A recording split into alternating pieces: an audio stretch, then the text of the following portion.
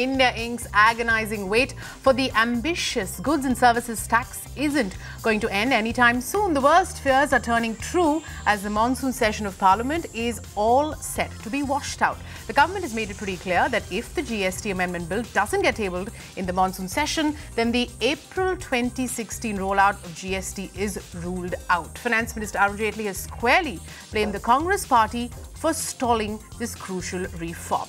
But an adamant Congress is refusing to give in. Rahul Gandhi today made it clear that opposition will allow Parliament to function only after Foreign Minister Sushma Swaraj discloses details of her family's financial transactions with Lalit Modi. With just 3 days left for the session to end, a breakthrough looks next to impossible. But the GST panel head K.M.Mani is hopeful of some sort of a last-minute resolution. The flip-flop over the crucial goods and services tax and its impact on the industry and economy at large is a big story on Business Tonight. Standing Committee of the Parliament has submitted its report. Therefore, I don't think there is any more difficulty. Anyway, we hope that it would be carried out. Sir, if the GST is not passed in the next 3 days, it clearly means that there is a delay as far as the rollout of GST is concerned. How big a concern is it for you? I'm not pessimistic about it. I am optimistic. I think we can implement the GST by the beginning of the next year.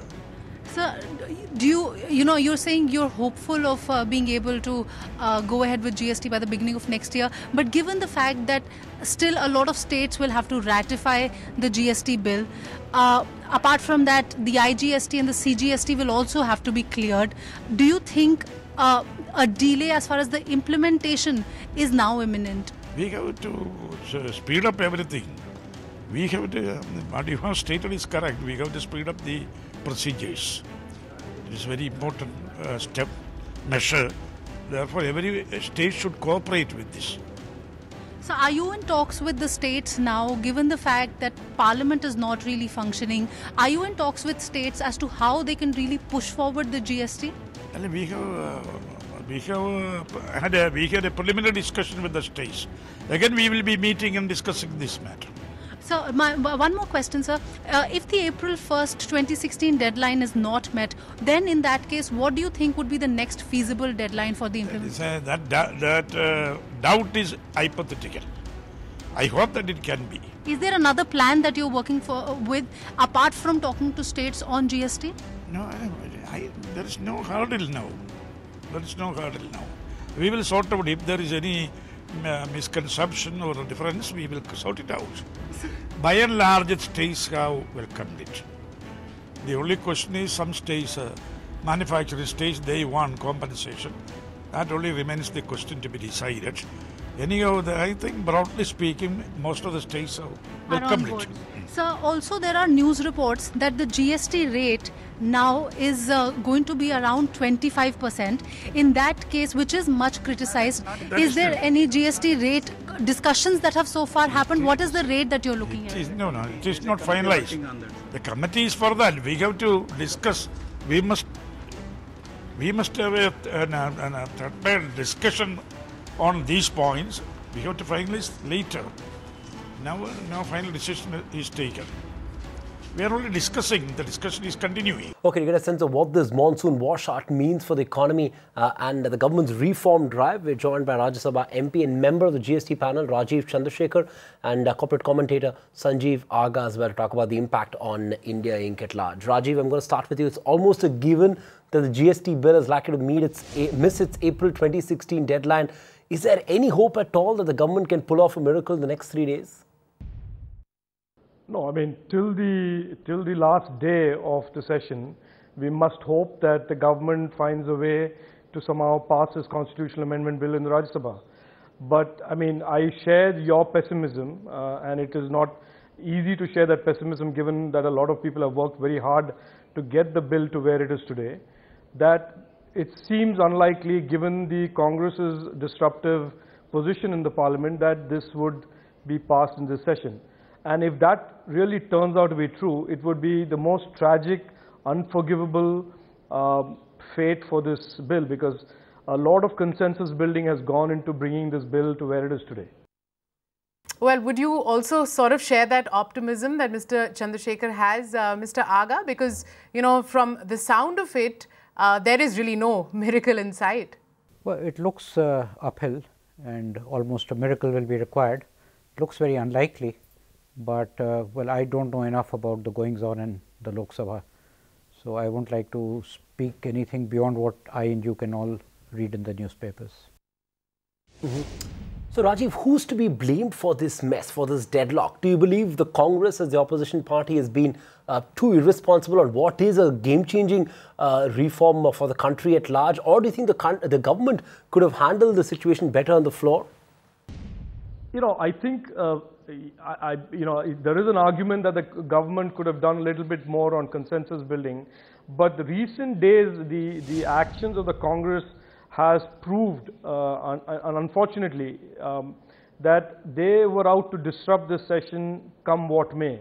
So even if the government had done its bit in consensus building, I think this was a session that was doomed to be a washout, not because of any issue that needed discussion, not because of any merit in the side of the need to disrupt, but I think the Congress had taken a determined political position to disrupt. For what reason will remain a big mystery. I don't think it's doing itself any great good. It's not covering itself with any great glory by disrupting this in this way, Parliament session. I think they could have come into this session, made the points that they wanted to make, had a good debate, spotlighted any issues that they wanted the nation to see, but moved ahead and allowed these bills. By the way, these bills, the GST bill is a bill that originated in the UPA regime. And I saw no reason during the GST Select Committee meetings that the Congress was opposed to it. They have some points of view, but they were not opposed to it. But to bring politics and this kind of politics into this process of reforms is I mean, I'm saying this in as polite a manner as possible, but very terrible and very unforgivable. Right, Mr. Aga, you know, like Rajeev pointed out, Congress has done a lot of flip-flop on GST. After all, this was a reform that they initiated while they were in power. Would you blame them solely for this mess, or do you think the government could have reached out more to the opposition? You know, I have slightly violent views on this subject. I feel that, you know, Parliament is not a bedroom where you can do what you like. And I would like Parliament to run almost like a courtroom, not exactly like a courtroom, but almost like a courtroom. You have no business to heckle others, to disturb others, to bring placards. And very much like happened in the Delhi Assembly, if someone is, you know, disrupting, he should be just removed by marshals and eventually expelled. Now, Congress is only doing what has been happening for the last 50 years or last 40 years. So, I would like to, you know, single out the Congress, the whole political class has been very cynically misusing and abusing Parliament. And I think this is the best time to make a start and say that whatever may have happened, but going forward, you know, Parliament has to function. This is not your whims and fancies that you can disturb others from doing what they want to do. So, yes, I am very unhappy that Parliament hasn't run. But I would not like to stop there, and I also want to add that the three ministers who, in my opinion, have been almost, and I don't know what the legal position is, but certainly doing things which are very unacceptable. I won't like our leadership of the country or of the states, you know, to have this kind of immunity. Now, it could well be that the three gentlemen or three ladies, two ladies and one gentleman in question are among the better lot of our politicians. But that for me is not good enough. If you are caught practically red-handed, you should leave. You should be asked to leave.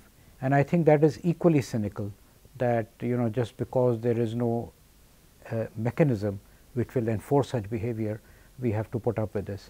So, I think I am you know, completely disappointed with the entire setup. I wouldn't like to take sides and say this is right or that is right. I think both parties have a lot to answer. Okay, but you know, not just the GST, Mr. Aga, but even a watered-down version of the land bill hasn't found any favour with the opposition. The Congress and the TMC are now seeking more time, which basically means that it's only going to be taken up now in the winter session. How big a setback do you think that is for industry? I think it is. In fact, I think this whole desire to make manufacturing or even infrastructure more easy is receiving a bit of a setback. There is really fundamental work to be done around these things, and land bill is one component of that. There are many industries where land bill really isn't very germane, but on the whole it is reflective of an attitude that the state of India, the establishment, irrespective of which party is in power, is not able to move decisively enough, quickly enough, and that is a bit worrying. Mr. Chandrasekhar, then what's the way out really? Because the monsoon session has been a complete washout, not a single bill being passed. Yet again, politics seems to have gotten the better of economics. No, there are only two solutions that I can see. One is a solution where all of the opposition parties get together and in some ways get together and pass the bill, either hopefully in this session, because if it's not in this session, then this whole April 1, 2016 deadline is up in the air, and then what happens subsequently is very, very difficult to predict. Or the other solution is that the Congress really says, wakes up and says, look, we've done what we had to do, we've made our point, we have a problem with Mrs. Swaraj and her conduct, we've made the point, the people of this country know about this, now let's just move ahead and support the passing of this bill. The second, of course, requires a dawning of wisdom and awakening of some hidden conscience on the part of the Congress, which right now, if I was a betting man, I wouldn't put any money on it. So Rajeev, do we then run the risk of losing our image of being the bright spot in the global economy? A lot of money is poured into India on the back of this government's historic mandate, and the lack of political consensus when it comes to crucial reforms is bound to hurt India's image as a credible investment destination. Don't you think so? No, I mean, I'm already hearing it. I've heard this for the last 2 to 3 months with the investors who are waiting to come into India with big ticket investments, very bullish about the Indian story, especially in the context of what is happening globally, especially in the context of what's happening in China, but really deeply concerned about the political and policy risk that India still represents. And it is to that GST passing would have been an answer. And when we don't have specific laws and bills being passed that answer the specific question of policy and political risk, then we only emphasize that risk, and therefore investors will continue to sit on the sideline. Because after the 2008 to 2010, the whole drama of how many investors lost loads of money due to scams in coal and telecom, I can tell you one thing: investors are not prepared to write a check just on the back of goodwill and hope. They want decisive policy action. They want a framework of policies and laws that are, it's in a sense money where the mouth is. So as long as this is not done, investors will wait on the sidelines. Mr. Aga, there's also a school of thought that believes that, with elections coming up in Bihar, somewhere the government didn't quite have the ability to aggressively go ahead and push its reform agenda. Would you, do you believe there's any merit in that argument? Well, I and you may like the government to push an agenda which we consider reform, others consider it deform. Now, it is the political class which takes a call, and but yes, if you compare to the pre-Lok Sabha elections, when aspiration and a positive a change was being sought for, relatively speaking, you do find that there is a little bit of defensiveness, unnecessary, which has come into the rhetoric. But what the political calculations are best known to the people who do the speeches and who do the speech writing. All right, we'll leave it at that. Hopefully, there will be a way out of this deadlock, and we'll get on with these long pending reforms. Sanjeev Aga, Rajeev Chandrasekhar, thank you so much for taking time and joining us on that big debate right here in Business Tonight. Find us on Facebook at facebook.com/ETNow, and don't forget to click the like button. You can also follow us on Twitter at ETNowLive. To stay updated with all our programming, hit the subscribe button on our YouTube channel by logging on to youtube.com/user/ETNow.